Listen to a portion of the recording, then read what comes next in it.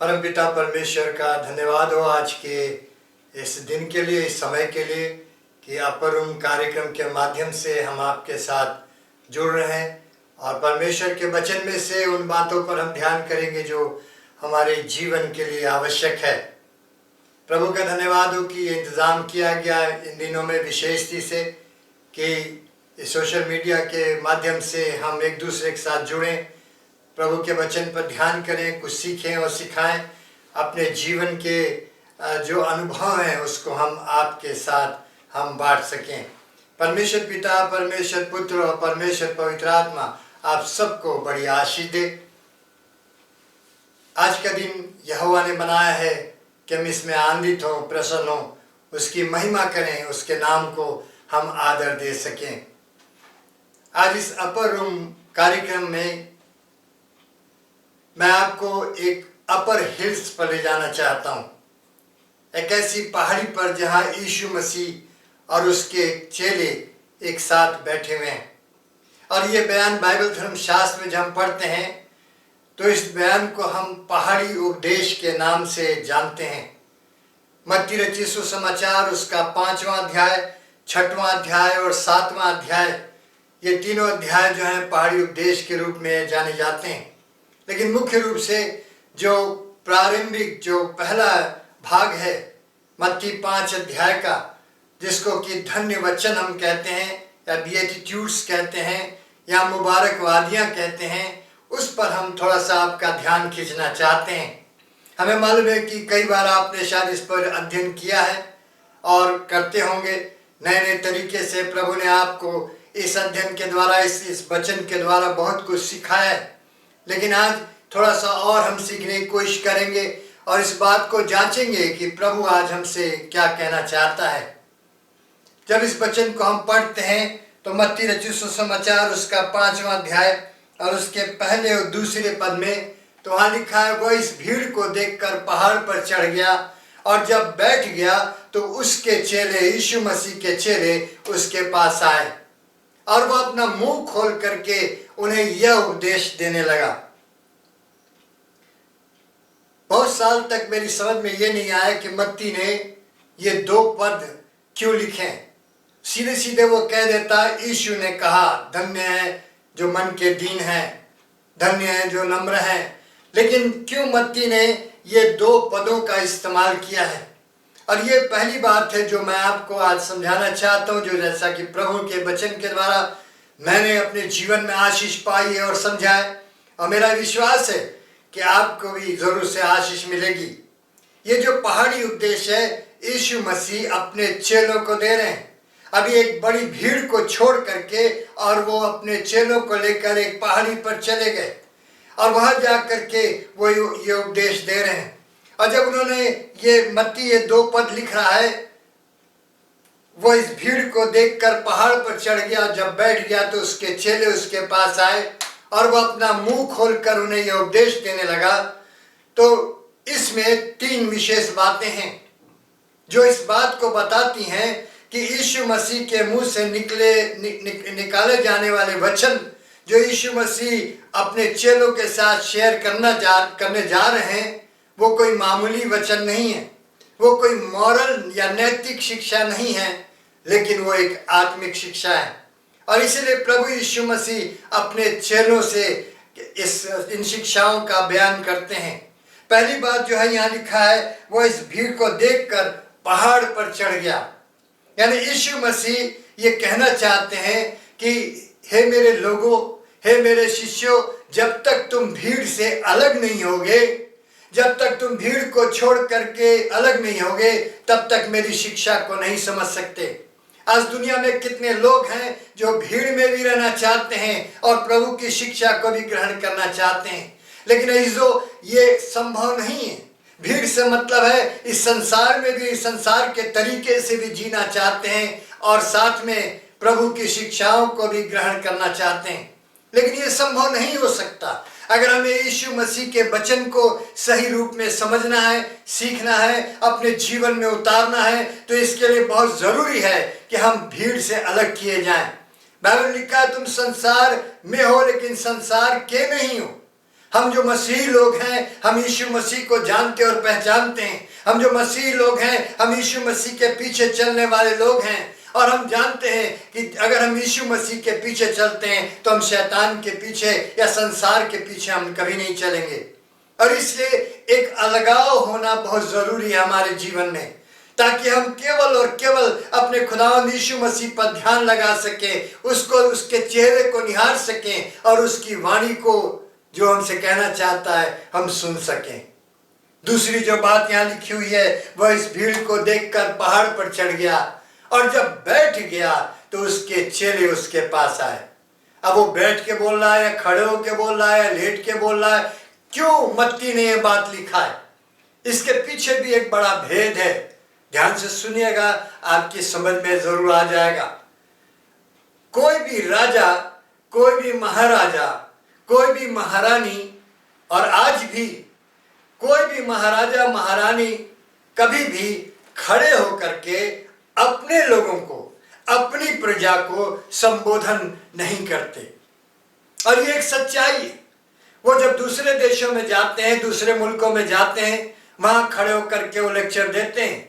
लेकिन अपने लोगों से जब उनको बात करना होता है, जब भी उनको अपने प्रजा से, जो उनकी अपनी निज प्रजा है, जो उनके अपने देश के लोग हैं, जब उनको बात करना होता है हमेशा बैठ करके ही बात करते हैं। और प्रभु यीशु मसीह भी यहाँ पर लिखा हो, जब वो बैठ गया तो उसके चेले उसके पास आए। दूसरी बात जो है यहाँ पर हम सीखते हैं वो ये है, जब तक हम यीशु मसीह को अपना राजा न स्वीकार कर लें और उसकी अपने आप को उसकी प्रजा के तौर पर महसूस न कर लें, तब तक हम उसके वचन को कभी समझ नहीं सकते। और यही कारण है मत्ती कहता, जब वो बैठ गया तो उसके चेले उसके पास आए। प्रभु यीशु मसीह मानो यूं कहना चाह रहे हैं, हे मत्ती, हे मरकुस, हे लूका, हे यूहन्ना, तुम जो मेरे चेले हो, जब तक तुम मुझे अपना राजा नहीं मानोगे, जब तक तुम ये नहीं जानोगे कि तुम मेरी अपनी निज प्रजा हो, तब तक तुम मेरे वचन को कभी भी समझ नहीं सकते। भीड़ नहीं समझ सकती थी, क्योंकि भीड़ यीशु मसीह को अलग अलग रूपों में देख रही थी। भीड़ देख रही थी कि ये तो हमें भोजन कराएगा, कोई ये देख रहे थे ये हमें चंगा करेगा, कोई देख रहे थे ये मसीहा होने के लायक है या नहीं है। कुछ लोग ऐसे लोग भी आए थे जो प्रभु यीशु मसीह को पकड़वाना चाहते थे। उस भीड़ में हर किस्म के लोग थे, लेकिन धन्यवाद हो प्रभु का, जो अपने चेलों से बात कर रहा है वो बैठ जाता है और अपने चेलों को शिक्षा देता है। कहने का मतलब ये अपने आप को एक राजा के रूप में प्रकट करता है और उनको ये सिखाता है, तुम मेरे चेले हो, तुम्हें ये स्वीकार करना है, तुम मेरी निज प्रजा हो, तुम्हें इन बातों को स्वीकार करना है। तीसरी जो बात है, जो बड़ी गंभीर बात है, यहाँ लिखा है, और उसके चेले उसके पास आए, और जब वो बैठ गया तो उसके चेले उसके पास आए और वह अपना मुंह खोलकर उन्हें यह उपदेश देने लगा। अब मुंह से नहीं बोलता तो कैसे बोलता, लेकिन मत्ती क्यों लिखता है यहाँ पर मुंह खोल करके वो बोलने लगा? इसके पीछे भी एक बड़ा भेद है।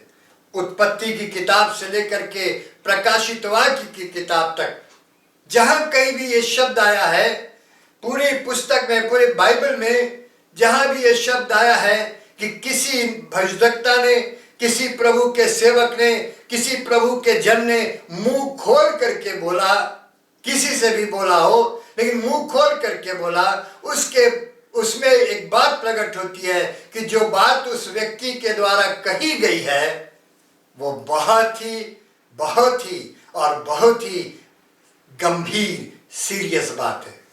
वो कोई मामूली बात नहीं है जो कहीं भी कह दी जाए।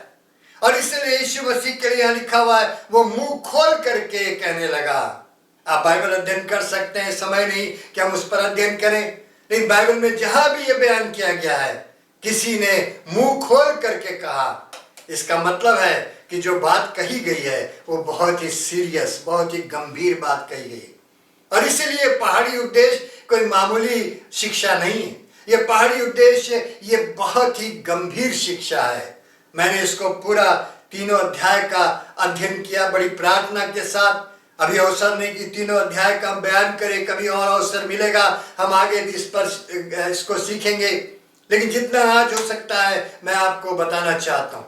और यहाँ लिखा हुआ है, जब हम पढ़ते हैं पहले और दूसरे पद में, तो ये तीन बातें हम ये बताती हैं कि ये पहाड़ी उपदेश, ये सरमन ऑन द माउंट, ये बहुत ही गंभीर बात। ये सरमन ऑन द माउंट जो नाम है, पहाड़ी उपदेश नाम है, ये बाइबल में नहीं लिखा है, किसी चेले ने नहीं दिया, या यीशु मसीह ने नहीं कहा कि तुम इसको पहाड़ी उपदेश के रूप में जानना। लेकिन ये नाम संत अगस्तीन द्वारा, जो 17वीं शताब्दी में एक चर्च का अगुआ था, उसके द्वारा ये नाम दिया गया। और तब से ये पहाड़ी उपदेश या सरमन ऑन द माउंट के नाम से ये विख्यात हो गया।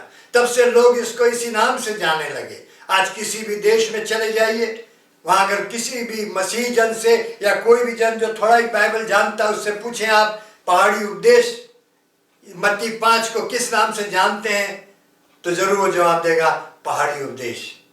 भले 6 और 7 अध्याय ना बोले, लेकिन 5वें अध्याय के लिए जरूर बोलेगा। सब पूरी दुनिया में लोग इसी नाम से जानते हैं। आगे जब हम पढ़ते हैं 3रे पद में, प्रभु यीशु मसीह मुंह खोल करके एक राजा के रूप में अपने चेलों को अलग ले जा करके, भीड़ से अलग करके, वो अपनी शिक्षाओं को देना शुरू करते हैं। अब पहली बात जो है, जो यहाँ पर जब हम पढ़ते हैं 3 पद से लेकर के और 12वें पद तक, यहाँ पर 7 + 1, 7 और 1 यानी 8 धन्य वचन कहे गए हैं। इसको हम धन्य वचन या मुबारकबादियों के रूप में के नाम से जानते हैं, या बेटिट्यूड्स के नाम से जानते हैं। अब प्रभु यीशु मसीह जब अपने चेलों को ये वचन दे रहे हैं, तो प्रभु यीशु मसीह उनको ये बताना चाहते हैं कि किस किस्म का मसीह जीवन तुमको जीना है, या तुम्हारे मसीह जीवन में किन बातों का होना अवश्य है। और एक एक करके हम इस पर थोड़ा सा ध्यान करेंगे। जो हम यहाँ पढ़ते हैं, पहली बात जो लिखी हुई है 3रे पद में, धन्य है वे जो मन के दीन हैं, क्योंकि स्वर्ग का राज ऐसो ही का है। धन्य है वे जो मन के दीन हैं, क्योंकि स्वर्ग का राज उन्हीं का है। याद रखिए, ये जो 3 पद से और 12 पद तक इसको एक नाम दिया गया है, और उसको हम ये कह सकते हैं इंग्रेडिएंट्स ऑफ क्रिश्चियन लाइफ। मसीह जीवन के तत्व, या मसीह जीवन को सुंदर बनाने के तत्व कौन कौन से हैं। और ये आश्चर्य की बात है कि जो तत्व, जो इंग्रेडिएंट्स यीशु मसीह बताने जा रहे हैं, वो भीड़ कभी भी स्वीकार नहीं करती। वो केवल मसीही लोग, हम और आप समझ सकते हैं। वो लोग समझ सकते हैं जो यीशु मसीह से प्यार करते हैं। वो लोग समझ सकते हैं जो विश्वासी हैं, जो जानते हैं कि यीशु मसीह उनका उद्धार करता है, जो यीशु मसीह के चेले हैं, जो यीशु मसीह के पीछे चलने वाले लोग हैं। और इसलिए इन इंग्रेडिएंट्स ऑफ क्रिश्चियन लाइफ को समझने के लिए बड़ी प्रार्थना के साथ मैं चाहता हूं कि आप इसे समझें और अपने जीवन में इसको उतारें, ताकि आपका जीवन सुंदर बन सके। इंग्रेडिएंट्स का मतलब क्या है? जब हम कोई भोजन बनाते हैं तो उसमें अलग अलग तत्व डालते हैं। नमक होता है, मसाले होते हैं, प्याज होता है, या और भी चीजें होती हैं। ये सब इंग्रेडिएंट्स हैं जो उस भोजन को स्वादिष्ट बनाती हैं। और वैसे ही हमारे जीवन में भी ये तत्व होना जरूरी है, जो यीशु मसीह सिखाने जा रहे हैं, जो 7 + 1 यानी 8 तत्व हैं, जो हमारे जीवन में होना बहुत ही जरूरी है। और ये है जो हमारे जीवन को एक सच्चा मसीह जीवन बनाएंगे। पहली बात जो यीशु मसीह कहते हैं, धन्य है वे जो मन के दीन हैं, क्योंकि स्वर्ग का राज ऐसो ही का। हिंदी बाइबल में उतना सटीक अनुवाद नहीं है, लेकिन उर्दू बाइबल में बहुत सटीक अनुवाद है, और अंग्रेजी बाइबल में सही अनुवाद किया गया है। अंग्रेजी में लिखा है, blessed are those who are poor in spirit. धन्य है वे जो दिल के गरीब हैं।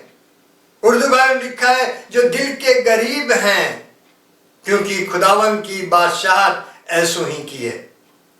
मेरे इज़ो, प्रभु यीशु मसीह यहाँ गरीबी की बात कर रहे हैं। प्रभु यीशु मसीह वास्तव में गरीबी की बात कर रहे हैं, और वो कह रहे हैं, धन्य हो तुम जब तुम दिल के गरीब हो। अपने आप को हमेशा जानना कि तुम कितने गरीब हो। तुम्हारा अपना कुछ भी नहीं है, सब कुछ तुम्हारे खुदा का है। मेरे जो इस गरीबी को समझने के लिए हमें थोड़ा सा ध्यान देना पड़ेगा अपने चारों ओर। संसार में 3 किस्म की गरीबी होती है। एक गरीबी है जिसको हम लोग बोलते हैं डेस्टिट्यूट, ऐसा जन जिसके पास कुछ भी नहीं है, जिसके पास ना बीवी है, ना बच्चे हैं, ना नौकरी है, ना कोई घर है, ना द्वार है, केवल एक झोला टांगे, एक जोड़ी कपड़े पहने हुए यहाँ वहाँ घूमता रहता है। आजकल कितने ऐसे होम खुल गए हैं जहाँ ऐसे लोगों को रखा जाता है। एकदम असहाय है, उसके पास पैसा भी नहीं है, कहीं चला जाता कोई भोजन करा देता, किसी के बरामदे में जाकर के वहां सो जाता, कहीं चला जाता कोई उसको कुछ पैसे दे देता, बस यहाँ वहां घूमता रहता। हम कहते बेचारा कितना गरीब है, इसकी सहायता करो। दूसरे किस्म की भी गरीबी है, और दूसरे किस्म की गरीबी को बोलते हैं हैंड टू माउथ। वो व्यक्ति जिसके पास परिवार है, जिसके पास बीवी है, बच्चे हैं, जो सुबह निकलता है शाम तक हड्डी तोड़ मेहनत करता है, कहीं जाकर के काम करता है, लेबर का काम करता है, उसके बाद उसको थोड़ा सा पैसा मिलता है, शाम को भोजन लेके आता है, पूरा परिवार मिलकर के भोजन खाता है, अगले दिन फिर वो जाता है काम करने, केवल एक टाइम का भोजन उसे मिल जाता है। कहीं वो पन्नी डाल के या झोपड़ी बना के या किसी नाले के नीचे या किसी के बरामदे के कोने में अपने परिवार के साथ रहता है, उसका अपना घर भी नहीं है। हम कहते हैं बड़ा गरीब इंसान है, बड़ा गरीब इंसान है, मेहनत करता है लेकिन एक टाइम की रोटी केवल कमा पाता है, बड़ा गरीब इंसान है। और हम ऐसे लोगों की सहायता करते हैं। लेकिन एक तीसरे किस्म की गरीबी भी है, और वो गरीबी है, एक उदाहरण मैं आपको दे सकता हूं। मान लीजिए मुझे पता चले कि आप मेरे घर में आने वाले हैं, पहली बार आप आ रहे हैं, और मेरे घर में कुछ भी नहीं है, मेरे घर में बैठने के लिए कोई सोफा भी नहीं है, कोई कुर्सी भी नहीं है। मैं भागे चला जाता हूँ पड़ोस में, किसी से सोफा मांग के ले आता, किसी का फ्रिज मांग के ले आया, किसी का टीवी मांग के ले आया, किसी का की गाड़ी ला करके अपने घर के सामने खड़ा कर दिया, अपने घर को सारी चीजों से भर दिया मैंने। और जब आप मेरे घर में आएंगे आप कहेंगे शायद पादी साहब पास सब कुछ है, कितने धनवान है, इनके पास किसी बात की कमी नहीं। लेकिन हकीकत क्या है, सच्चाई ये है कि जो कुछ आप मेरे घर में देख रहे हैं उसमें से मेरा अपना कुछ भी नहीं, उसमें से मेरा अपना कुछ भी नहीं। आप जैसे ही चले जाएंगे मैं सब कुछ सारी चीजें वापस कर दूंगा, फिर वहीं आ जाऊंगा।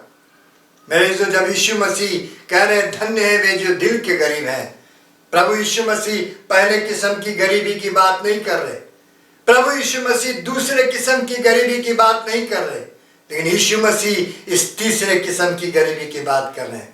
वो अपने चेलों को बताना चाहते हैं तुम्हारे पास चाहे कुछ भी हो जाए, कितनी धन संपत्ति हो जाए, कितना तुम्हारा नाम हो जाए, कितना तुम्हें लोग पूछने लगे, तुम्हें आदर देने लगे, लेकिन एक बात याद रखना, तुम कितने गरीब हो, क्योंकि जो कुछ तुम्हारे पास है वो तुम्हारा कुछ भी नहीं है, वो तुम्हारा कुछ भी नहीं है, सब तुम्हारे परमेश्वर का है। इसको हम लोग बोलते हैं बोरोड, किसी से प्राप्त किया हुआ है। और मेरे जो बाइबल धर्मशास्त्र बहुत साफ बात करती, यिर्मयाह किताब उसके 9वें अध्याय 23-24 में जब हम पढ़ते हैं, वहां लिखा न धनवान अपने धन पर घमंड करे, न बलवान अपने बल पर घमंड करे, न ज्ञानवान अपने ज्ञान पर घमंड करे, लेकिन जो घमंड करे वो इस बात पर घमंड करे कि वो मुझ यहोवा परमेश्वर को जानता और मानता है, और मैं इसी से खुश होता हूं, मैं इसी से प्रसन्न होता हूं। मेरे जो क्या हम अपने आप को समझते हैं हम कितने गरीब हैं? परमेश्वर नहीं चाहता कि हम बिना भोजन के रहें, प्रभु नहीं चाहते कि हमारे पास कुछ भी ना हो, हम हमारे पास पहनने के लिए कपड़े भी ना हो। प्रभु चाहता है कि उसके लोगों के पास भरपूरी से हो। लेकिन याद रखिए, प्रभु आपको चाहे कितना भी दे दे, कुछ भी दे दे, मान सम्मान दे दे, कितना भी संसार में आगे बढ़ा दे, कितना भी धन दौलत दे दे, लेकिन एक बात याद रखिएगा, आप और मैं कितने गरीब हैं, मैं और आप कितने गरीब हैं, क्योंकि मेरे पास जो कुछ है वो सब परमेश्वर का है। बाइबल में यह भी लिखा हुआ है, भली पत्नी यहोवा की ओर से मिलती, पत्नी भी परमेश्वर की ओर से मिली, बच्चे यहोवा का अनुग्रह है, परमेश्वर के आशीष हैं। बच्चे हमारे वो भी परमेश्वर की ओर से हैं। किस बात पर हम घमंड करें? आज इंसान अपने धन पर घमंड करता है, अपने ज्ञान पर घमंड करता है, अपनी डिग्रियों पर घमंड करता है, अपने पद पर घमंड करता है। दो चार लोग अगर पूछने लगे, दो चार लोगों ने हाँ हमारी तारीफ करना शुरू कर दिया, हम अपने ऊपर घमंड करने लगते हैं। लेकिन हमें अपने ऊपर घमंड नहीं करना। बाइबल कहती है तुम दाम दे के मोल लिए गए हो, तुम भी अपने नहीं हो। You are bought by the blood of Jesus Christ. तुम यीशु मसीह के लहू के द्वारा खरीदे गए हो।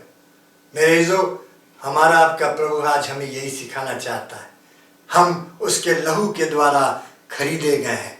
प्रभु ने हमें खरीदा है, हम अपने खुद भी नहीं हैं। और जब हम ये जान जाएंगे तो हम अपने शरीरों का गलत इस्तेमाल नहीं करेंगे, हम अपने विचारों का गलत इस्तेमाल नहीं करेंगे, हम अपनी बोली का गलत इस्तेमाल नहीं करेंगे, हम अपने पद का, अपने धन का गलत इस्तेमाल नहीं करेंगे। लेकिन हम जानते हैं मेरा अपना कुछ भी नहीं। मैंने अपने जीवन में सीखा है, ये जीवन जीने के रहस्य हैं जो हमको और आपको प्रभु का वचन सिखाता है। मैंने बहुत सीखा इस बात को। जब मैं जानता हूँ कि मैं कितना गरीब हूँ, प्रभु मुझे और देता है।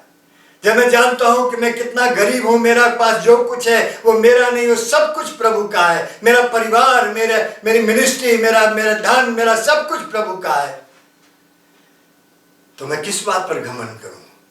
मेरा घमंड केवल इस बात पर होता है कि मैं अपने यहोवा परमेश्वर को जानता और पहचानता हूँ और वो इसी बात से खुश होता है। प्रभु करे आप भी जान सके इस बात को। अगर सचमुच में आपने उसको अपना राजा माना है, अगर यीशु मसीह को अपना राजा माना है, अगर यीशु मसीह के लिए आप अलग किए गए हैं, अगर यीशु मसीह के उनके वचन की गूढ़ता को, उनके वचन के सीरियसनेस को आप समझते हैं, तो आप जानेंगे कि आप कितने गरीब हैं। और देखिएगा प्रभु आपको और आशीष देगा, और आशीष देगा, और आशीष देगा, और आप जीवन में बढ़ते चले जाएंगे। दूसरा जो तत्व है प्रभु यीशु मसीह अपने चेलों को और आज हमें भी सिखाते हैं, वो हम पाते हैं मत्ती उसका 5 अध्याय उसके 4 पद में। वही यहाँ इस प्रकार लिखा हुआ, धन्य है वे जो शोक करते हैं क्योंकि वे शांति पाएंगे। धन्य वे जो शोक करते हैं क्योंकि वे शांति पाएंगे। कई बार ऐसा होता है कि इस आयत को, इस पद को अक्सर बहुत से लोग जो है किसी के फ्यूनरल पर पढ़ते हैं, या कोई जन मर जाता है, कोई जन इस दुनिया से चला गया, कोई मसीह जन, और वहाँ जा कर के इन आयतों को पढ़ते हैं। लेकिन ये कोई फ्यूनरल सरमन प्रभु यीशु मसीह नहीं सिखा रहे। प्रभु यीशु मसीह कह रहे हैं धन्य है वे जो शोक करते हैं क्योंकि वे शांति पाएंगे। दुनिया में तो कोई न कोई कभी न कभी मरेगा ही। परिवार के व्यक्ति एक एक करके जो बुजुर्ग हैं इस दुनिया से चले जाते हैं। कब तक शोक मनाते रहेंगे, कब तक हम शांति पाते रहेंगे? कभी कहीं हवाई जहाज का एक्सीडेंट हो गया, कहीं ट्रेन का एक्सीडेंट हो गया। प्रभु यीशु मसीह उस शोक की बात नहीं कर रहे। लेकिन ध्यान दीजिएगा, जो प्रभु यीशु मसीह जिस शोक की बात कर रहे हैं वो शोक है जो एक इंसान अपने ऊपर करता है। वो शोक है जो एक इंसान अपने ऊपर करता है। वो अपने ऊपर शोक मनाता है, अपने जीवन में झांक करके वो देखता है कि वो कितना पापी है, कितना गुनहगार है, कितना वो प्रभु से दूर है। और यही कारण है कि बाइबल में एक बड़ा अच्छा उदाहरण दिया गया है और लिखा हुआ है कि 2 जन मंदिर में प्रार्थना करने के लिए गए। एक उसमें महसूल लेने वाला था, चुंगी लेने वाला था, और एक जो था फरीसी था, जो बाइबल की व्यवस्था का ज्ञाता था, जो एक धार्मिक अगुआ था।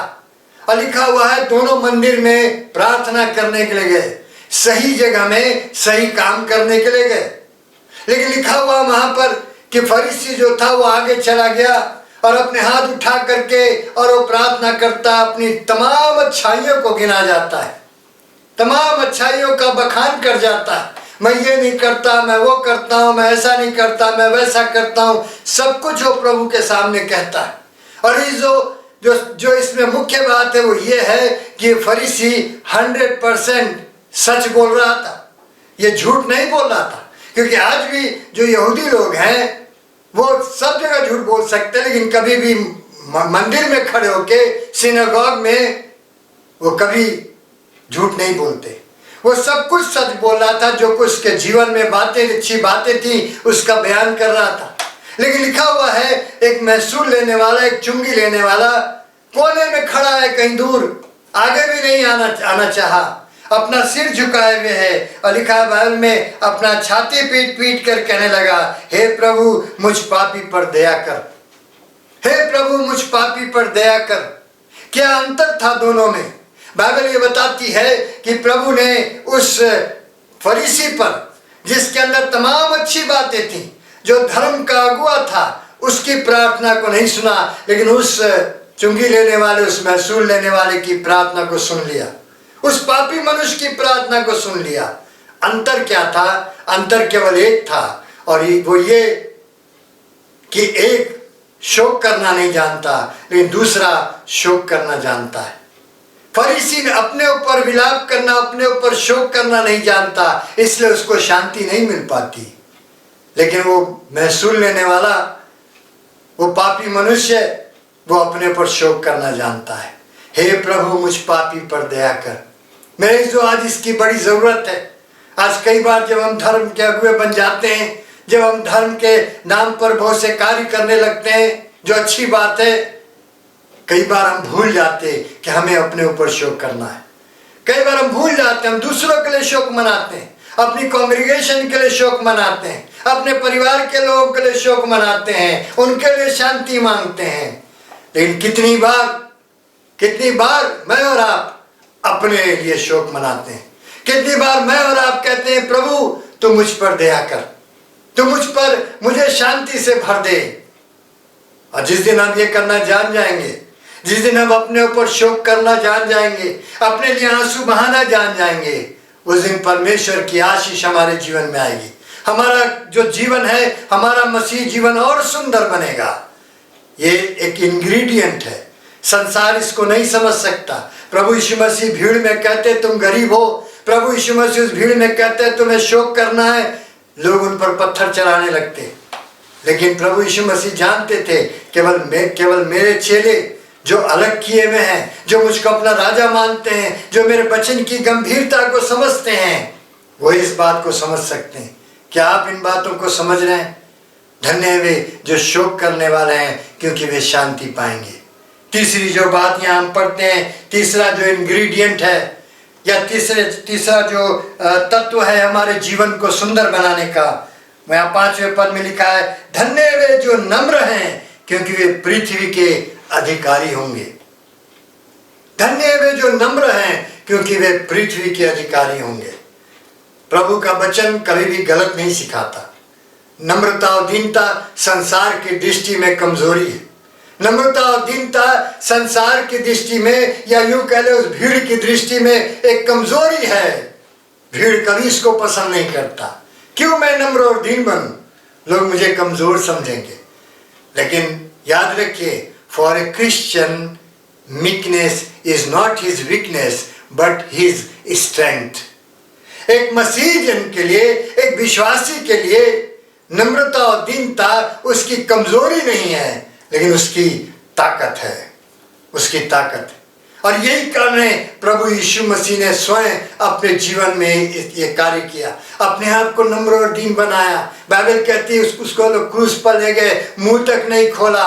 जैसे भेड़ बंद होने के लिए जाती है, वैसे उस मसीह को ले गए। कितना नम्र और दीन उसने बनाया अपने आप को।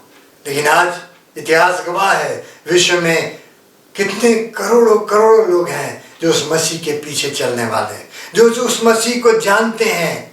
मेरे जो अपने आप को नम्र और दीन बनाना सीखिए। हम कब अपने आप को नम्र और दीन बनाएंगे? आज हमारी कलीसियाओं में, हमारे परिवारों में इसकी बड़ी कमी है। आज बड़ी कमी है।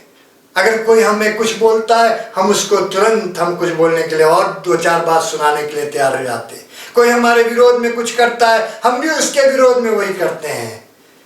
लेकिन हमें नम्र और दीन बनना है।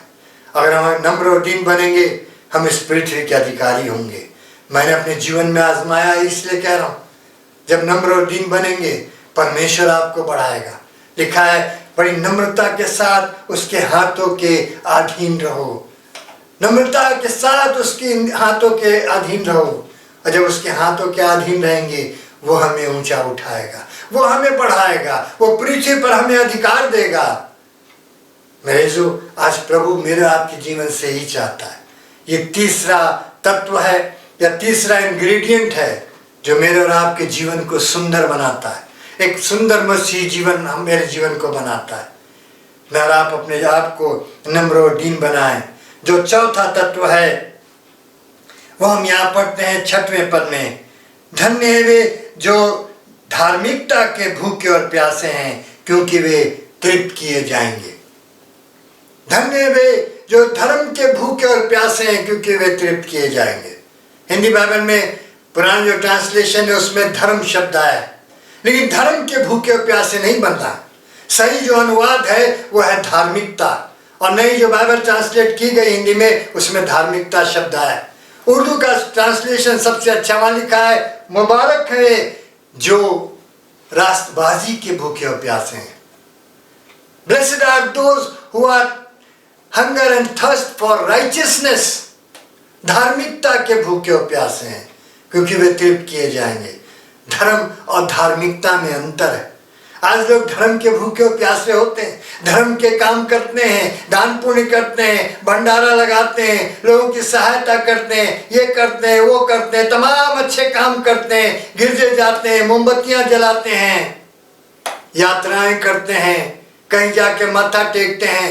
लेकिन मेरे मित्रों, ये सब धर्म के काम है। ये गलत नहीं है, मैं नहीं कह रहा कि ये पाप है, अच्छी बात है, लेकिन ये हमारे उद्धार का कारण नहीं हो सकता। इसके द्वारा हमें मुक्ति नहीं मिल सकती। क्यों? क्योंकि धर्म जो है वो बाहरी बात है, वो बाहर दिखाई देता है। हमारे धर्म के काम बाहर दिखाई देते हैं, लेकिन धार्मिकता हमारा स्वभाव है, हमारे भीतर होता है। धार्मिकता वो है जो हमारे भीतर है, जो हमारा स्वभाव होता है। मसीह की धार्मिकता हमारे अंदर होती है। पौलुस बार बार इसका बयान करता है बाइबल धर्मशास्त्र में, उसकी धार्मिकता को अपना लो, उसकी धार्मिकता को ग्रहण कर लो। क्या मैं और आप उस धार्मिकता को ग्रहण किए हैं जो मेरे और आपके अंदर है, जो वो स्वभाव है जो मसीह का स्वभाव है? पौलुस कहता है I have mind of Christ, एक जगह कहता है नेचर ऑफ क्राइस्ट। मेरे अंदर मसीह का स्वभाव है। उस स्वभाव का होना बहुत जरूरी है, और जब उसके हम भूखे प्यासे होंगे, प्रभु अपने स्वभाव से हमें भरेगा, हमारा स्वभाव बदल जाएगा, हमारा पुराना मनुष्यत्व खत्म हो जाएगा, क्योंकि हम जो मसीह में हैं वो नई सृष्टि हैं। पुरानी बातें बीत गई, सब कुछ नया हो गया। और तब हमारे जो धर्म के कार्य हैं वो भले होंगे, उसका प्रभाव पड़ेगा। वरना केवल धर्म के कार्य करने से हम कभी भी हम उद्धार नहीं प्राप्त कर सकते। केवल धर्म के काम करने से हम कभी भी स्वर्ग में नहीं जा सकते। धर्म के काम करने से हम कभी तृप्त नहीं हो सकते। धन्य वे जो धार्मिकता के भूखे और प्यासे हैं क्योंकि वे तृप्त किए जाएंगे। मेरे जो हम उस धार्मिकता के भूखे और प्यासे बन जाए, अपने स्वभाव को बदलें, अपने जीवन में हम झांके, मैं कौन से स्वभाव में जी रहा हूँ या मैं जी रही हूँ। कैसा तो नहीं मेरे स्वभाव में वो है जो मेरे मुंह से गालियां निकलती हैं, मेरे मुंह से गंदी बातें निकलती हैं, मेरे मुंह से अपने भाई और बहन की बुराइयां निकलती हैं। कहीं मेरा स्वभाव वो तो नहीं है कि मेरे विचार में दूसरों के प्रति गंदी बातें आती हैं। कहीं ऐसा तो नहीं कि मेरे कर्म जो है वो परमेश्वर की दृष्टि में ठीक नहीं। शायद हो सकता है कोई नहीं जानता है, शायद हो सकता है मामा पापा नहीं जानते, हमारी पत्नी नहीं जानती, हमारा पति नहीं जानता, हमारे बच्चे नहीं जानते, हमारा पास्टर नहीं जानता, हमारी कांग्रेगेशन नहीं जानती, लेकिन एक है जो जानता है, और वह है हमारा खुदावंद यीशु मसीह। उससे हम कोई बात छिपा नहीं सकते। क्या मैं और आप प्रभु से कह सकते हैं, प्रभु तुम मेरा स्वभाव बदलिए, मेरे अंदर वो भूख और प्यास दीजिए कि मैं धर्म के लिए भूख और प्यास न रखूं, लेकिन धार्मिकता के लिए भूख और प्यास रखूं। धार्मिकता के लिए जो मेरे भीतर पाया जाए, जो विश्वास के द्वारा, वचन के द्वारा उत्पन्न होता है, जो केवल वचन के द्वारा मुझे मिलता है जब मैं वचन के अनुसार चलता हूँ। यही कारण दाऊद कहता है, मैंने तेरे वचन को अपने हृदय में रख छोड़ा है कि तेरे विरुद्ध पाप न करूं। केवल यहाँ दिमाग में नहीं है, केवल बोली में नहीं है, केवल सीखने और सिखाने में नहीं है, लेकिन मेरे हृदय में है, और मुझे मालूम है जो मेरे हृदय में होगा वही मेरी रक्षा करेगा, वही मुझे सही मार्ग पर चलाएगा। धार्मिकता के भूखे और प्यासे बनिए और देखिए परमेश्वर आपको तृप्त करेगा। सो ये एक और इंग्रेडिएंट है धार्मिकता के भूख और प्यास।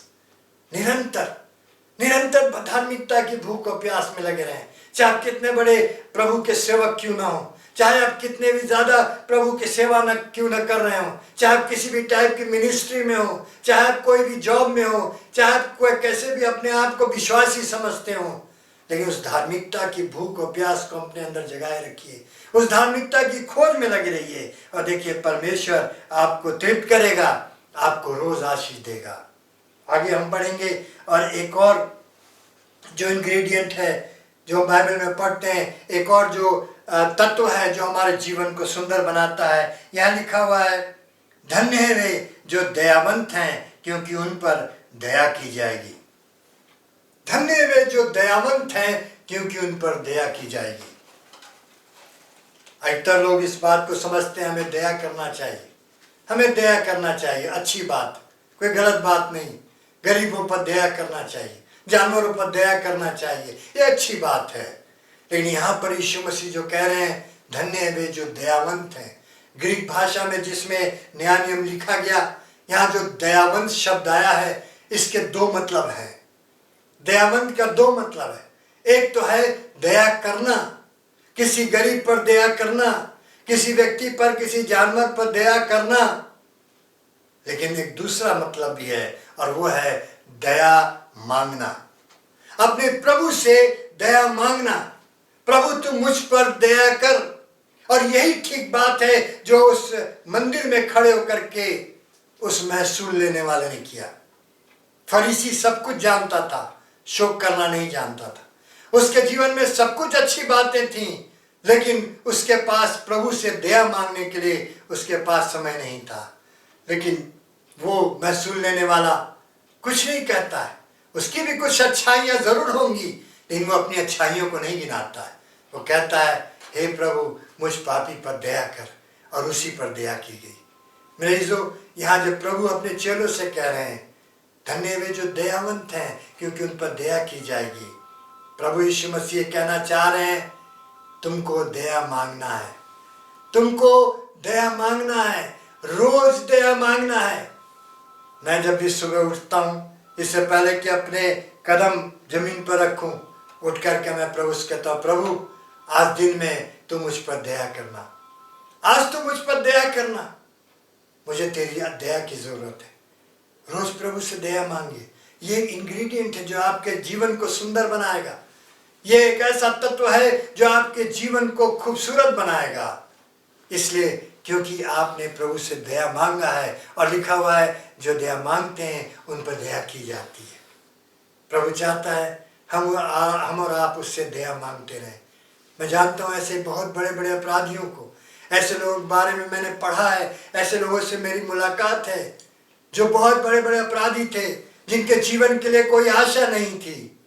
धन्यवाद हो प्रभु का, जब भी उन्होंने प्रभु से दया मांगा प्रभु ने उन पर दया किया, उनका जीवन बदल गया। उनका जीवन वो नहीं रहा जो पहले था, लेकिन प्रभु ने उनके जीवन को बदल दिया। हम प्रभु से दया मांगे। उसके बाद जब हम आगे बढ़ते हैं, एक और जो इंग्रेडिएंट है यहाँ लिखा हुआ है धन्य है वे जिनके मन शुद्ध हैं क्योंकि वे परमेश्वर को देखेंगे। बाइबल कहती है मन का दिया आंख है, जिनके मन शुद्ध हैं वे परमेश्वर को देखेंगे। नीति वचन में जब हम पढ़ते हैं बार बार मन का बयान किया गया है। नीति वचन में लगभग हर आप पढ़े तो लगभग हर चैप्टर में कहीं न कहीं मन का बयान किया गया। अपने मन को शुद्ध रखो, अपने मन की रक्षा करो, अपने मन की देखभाल करो, अपने मन को सही रास्ते पर चलाओ। क्यों? क्योंकि अगर हमारा मन शुद्ध है तो हम अपने खुदावन को देखेंगे, हमारी आंखें भी शुद्ध होंगी, हमारी नजर भी शुद्ध होगी। लेकिन अगर मन गंदा होगा तो किसी हालत में हमारी दृष्टि भी पवित्र नहीं हो सकती। हमारा प्रभु चाहता है हमारे मन शुद्ध हो। जब हमारे मन शुद्ध होंगे हम अपने खुदावन को देखेंगे। और मन की शुद्धता कैसे मिलती है? बाइबल धर्मशास्त्र में जब हम पढ़ते हैं हमें पता लगता है केवल प्रभु का लहू है जो हमें शुद्ध और पवित्र करता है। केवल यीशु मसीह का लहू है जो हमें शुद्ध और पवित्र करता है। न केवल हमारे पूरे शरीर को, हमारी आत्मा को, लेकिन हमारे हृदय को, हमारे मन को, हमारे विवेक को शुद्ध करता है। मेरे जो आप मुझे सुन रहे हैं, अगर आपके मन में किसी के प्रति कोई बुराई है, किसी के प्रति छल कपट है, किसी के प्रति अगर जेलसी है, किसी के प्रति बैर भाव है, आज प्रभु से कहे, प्रभु तो मेरे मन को शुद्ध कर दे ताकि मैं तुझे देख सकूं। तो मेरे मन को शुद्ध कर दे ताकि मैं तुझे निहार सकूं। तो मेरे मन को शुद्ध कर दे ताकि मेरी नजरें तेरे चेहरे को देख सकें। और जिस दिन आप प्रभु को देख लेंगे, आप वो नहीं रहेंगे। बाइबल धर्मशास्त्र में हम उत्पत्ति से लेकर प्रकाशित वाक्य तक पढ़ते हैं, जिन्होंने भी यीशु मसीह के दर्शन किए, जिन्होंने भी परमेश्वर के चेहरे को देखा, वो फिर वो नहीं रहे।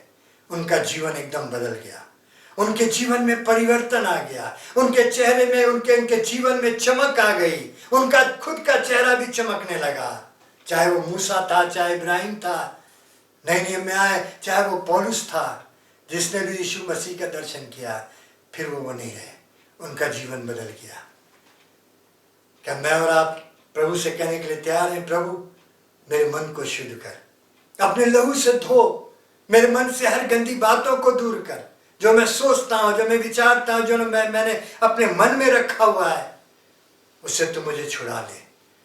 बाइबल कहती है, पुत्र तुम्हें स्वतंत्र करेगा और तुम स्वतंत्र हो जाओगे। मन की गंदगी को लेकर के आप कभी परमेश्वर की ओर दृष्टि नहीं कर सकते। मन की गंदगी को लेकर के आप चाहे कितना भी पुकार लें, कितना भी चिल्ला लें, कितनी भी प्रार्थनाएं कर लें, कभी प्रभु के चेहरे को देख नहीं सकते। लेकिन जिस दिन आपका मन शुद्ध होगा, आप प्रभु को देखेंगे। आगे जब हम पढ़ते हैं 9वें पद में, वहां लिखा हुआ है एक और इंग्रेडिएंट, वहां लिखा हुआ है, धन्य है वे जो मेल करवाने वाले हैं, क्योंकि वे परमेश्वर के पुत्र कहलाएंगे। धन्य है वे जो मेल करवाने वाले हैं। अंग्रेजी में लिखा है, blessed are those who are peace makers, जो शांति स्थापित करने वाले हैं, वे परमेश्वर के पुत्र कहलाएंगे। क्योंकि प्रभु यीशु मसीह इस दुनिया में इसलिए आए, प्रभु यीशु मसीह संसार में इसलिए आए ताकि पापी मनुष्य, मेरे जैसे एक पापी मनुष्य का मेल मिलाप पवित्र परमेश्वर से हो जाए। मेरे इज़ो, आज प्रभु यही चाहता, मेल कराने वाले बने। संसार की जो फिलॉसफी है, संसार की जो सोच है, वो ये है कि भाई तुम अपने घर में रहो, हम अपने घर में आराम से रहें, हम दोनों शांति से रहेंगे। अलगाव, तुम अपने टेरिटरी में रहो, मैं अपने टेरिटरी में रहूंगा, तुम अपने देश में रहो, मैं अपने देश में शांति से रहूं, हम दोनों शांति से रहें। लेकिन बाइबल की जो शिक्षा है वो ये है, मेरे भाई आओ हम दोनों मिलकर के एक साथ रहें और अपने जीवन में शांति ले आए। यह है शांति स्थापित करना। मेरे जो केवल मसीह लोग कर सकते हैं। आज पूरे संसार में जहाँ शांति अशांति अशांति है, पूरे संसार में जहाँ कार मचा हुआ है, पूरे संसार में लड़ाई और झगड़े हैं, परिवार बिखर रहे हैं, कलीसियाओं में टूटन हो रही है, लोग परेशान हैं, कौन शांति स्थापित करेगा? मैं और आप जो यीशु मसीह को जानते हैं, जिनके मन शुद्ध हैं, जिन्होंने परमेश्वर के चेहरे को देखा है, जो दया मांगते हैं, जो नम्र और दीन हैं, जो शोक करने वाले हैं अपने ऊपर, ऐसे लोग शांति स्थापित करेंगे। क्या मैं और आप तैयार हैं? हम कहें प्रभु मुझे इस्तेमाल कर ताकि मैं तेरे लिए शांति स्थापित करने वाला बन जाऊं, परिवारों में शांति स्थापित करने वाला बन जाऊं, मैं अपने कलीसिया में शांति स्थापित करने वाली बन जाऊं, मैं अपने देश में शांति स्थापित करने वाला बन जाऊं, और प्रभु आपको आशीष देगा। मैंने अपने जीवन में कई बार आजमाया है इस बात को, प्रभु ने जहाँ भी मुझे इस्तेमाल किया, प्रभु का धन्यवाद हो। बहुत से परिवारों में शांति आ गई, बहुत से परिवारों में मेल मिलाप हो गया, बहुत से कलीसियाओं में मेल मिलाप हो गया, केवल इसलिए क्योंकि हम जानते हैं, क्योंकि धन्य है वे लोग जो शांति स्थापित करने वाले हैं, जो मेल कराने वाले हैं। लिखा है क्योंकि वे परमेश्वर के पुत्र कहलाएंगे। परमेश्वर के पुत्र ने यही किया, वो इसीलिए दुनिया में आया ताकि पापी मनुष्य और पवित्र परमेश्वर का मेल हो जाए, पापी मनुष्य के जीवन में शांति आ जाए। पाप के कारण जो शांति चली गई थी, जो खत्म हो गई थी वो फिर से उसके पास लौट आए, इसलिए वो दुनिया में आए। और बाइबल ये कहती है, प्रभु यीशु मसीह अपने चेलों को सिखा रहे हैं, वो कह रहे हैं तुम जब मेल कराने वाले बनोगे तुम भी उस पुत्र के समान हो जाओगे, तुम भी परमेश्वर के बेटे और बेटियां कहलाओगे। क्या आप नहीं चाहते कि आप परमेश्वर के बेटे कहलाएं? क्या आप नहीं चाहते कि लोग आपको परमेश्वर की बेटी समझें? मेरे जो प्रभु मेरे और आपके जीवन से यही चाहता है। आखिरी जो बात है, जो 8वीं बात है, जो हम 10 पद से और 12 पद के बीच में पढ़ते हैं, वहाँ लिखा है, धन्य वे जो धर्म के कारण सताए जाते हैं क्योंकि स्वर्ग का राज उन्हीं का है। आखिरी जो इंग्रेडिएंट है वह है सताओ। प्रभु के नाम के कारण सताओ सहना, प्रभु के नाम के कारण विरोध सहना, प्रभु के नाम के कारण अपने जीवन में दुख सहना। और ये बहुत जरूरी है। कई बार मेरे पास लोग आते हैं, मैं मिनिस्ट्री करना चाहता हूँ, मैं मिनिस्ट्री करना चाहती हूँ। मैं उनसे एक ही सवाल करता, भाई बहन आपने कितना दुख उठाया है? क्या आपने कभी प्रभु के लिए दुख उठाया? और कई बार लोग कहते नहीं भाई साहब प्रभु के लिए नहीं उठाया, हम तो बहुत आराम से हैं, प्रभु हमारी कितनी देखभाल करता है, किसी बात की कमी नहीं है। मैं कहता हूँ जरूर कहीं ना कहीं गड़बड़ है, जरूर कहीं ना कहीं गड़बड़। अगर आपने यीशु मसीह के लिए दुख उठाना नहीं सीखा तो मेरे जो कहीं ना कहीं गड़बड़ है। याद रखिए, आपके मसीह जीवन का जो पैमाना है, या आपकी मिनिस्ट्री का, आपकी सेवकाई का जो पैमाना है, आपके एक सुंदर मसीह जीवन का जो नाप है, जो नाप है वो ये है कि आपने मसीह के लिए कितना दुख उठाया या कितना दुख उठाने के लिए तैयार हैं, उसकी सेवा में कितना दुख उठाने के लिए तैयार है। मैं अपने विषय में जानता हूँ, कई बार मेरे मुंह पर थूका गया, कई बार बाइबल फाड़ के लोगों ने मेरे ऊपर फेंक दिया, कई बार हमें मारने के लिए लोग आए, कई बार हमारे ऊपर पत्थर फेंके गए, कई बार हमारी गाड़ियां तोड़ दी गई, कई बार हमारे बाजे तोड़ दिए गए, कई बार आकर के लोग हम पर थूक करके चले गए। प्रभु का धन्यवाद हो, लिखा है आनंदित और मगन होना, आनंदित और मगन होना, क्योंकि तुम्हारे लिए स्वर्ग में एक बड़ा फल है। मेरे जो अगर आपने प्रभु के नाम के लिए दुख नहीं उठाया तो तैयार रहिए, समय आ रहा है। हम लोग उन अंतिम घड़ी में हैं जब यीशु मसीह जल्द आने वाला है, और मुझे और आपको सहना पड़ेगा, मुझे और आपको उन बातों का सामना करना पड़ेगा जो हमारे लिए मसीह होने के कारण हमारे ऊपर दुख और तकलीफ लाएंगे। धन्य है वो लोग जो दुख उठाते हैं। आज उड़ीसा में और दूसरे क्षेत्रों में कई जगहों में लोग दुख उठा रहे हैं मसीह होने के कारण। क्या मैं और आप दुख उठा रहे हैं, या हमारा जीवन बड़े आराम से बीत रहा है, हमारे जीवन में कोई दुख और तकलीफ नहीं है? अगर नहीं है तो जरूर कुछ ना कुछ गड़बड़ है, जरूर कहीं ना कहीं कमी घटी है। प्रभु से कहिए, प्रभु मैं आपके लिए दुख उठाने के लिए तैयार हूँ, मेरे जीवन में दुख आने दीजिए ताकि मैं और मजबूत बनूं। जैसे सोना आग में डाला जाता है, जितना ताया जाता है उतना चोखा बनता है, उतना और शुद्ध बनता है, वैसे मुझे भी दुख और तकलीफ में से जाने दीजिए ताकि मेरा जीवन और सुंदर बन सके। ये 8 इंग्रेडिएंट्स हैं जो मैंने आपको बताया। मेरे जो इसको याद रखिएगा, याद यही है जो आपके जीवन को सुंदर बनाएंगी। मैंने अपने जीवन में आजमाया इसलिए बता रहा हूँ, केवल इस कहने वाली बात नहीं है, लेकिन हमने किया है इसलिए हम बता रहे हैं। प्रभु करे आप समझ सकें, प्रभु आपको आशीष दे, आप मसीह के लिए एक सुंदर जीवन जिएंगे और जी रहे हैं। लेकिन अगर कहीं भी कमी घटी है तो अपने आप को जांचें, अपने जीवन को प्रभु के सम्मुख लाएं, प्रभु से कहें, प्रभु तू मुझे क्षमा कर दे, मैंने अपने पर शोक नहीं किया, मैंने अपने लिए दया नहीं मांगा, तू मुझ पर दया कर, तू मुझ पर दया कर। चाहे मैं जैसा भी हूँ, कितना बड़ा मैं धर्म का अगुआ हूँ, कितना भी मुझे बाइबल का ज्ञान है, कुछ भी हो जाए, लेकिन प्रभु तो मुझ पर दया करना, और प्रभु आप पर दया करेगा। परमेश्वर आप सबको बड़ी आशीष दे। कभी भी अगर आपको मेरी आवश्यकता है आप मुझसे संपर्क कर सकते हैं, और प्रभु के महिमा के लिए हम मिल करके हम अपने जीवन को और सुंदर बना सकते हैं। Thank you very much. God bless you.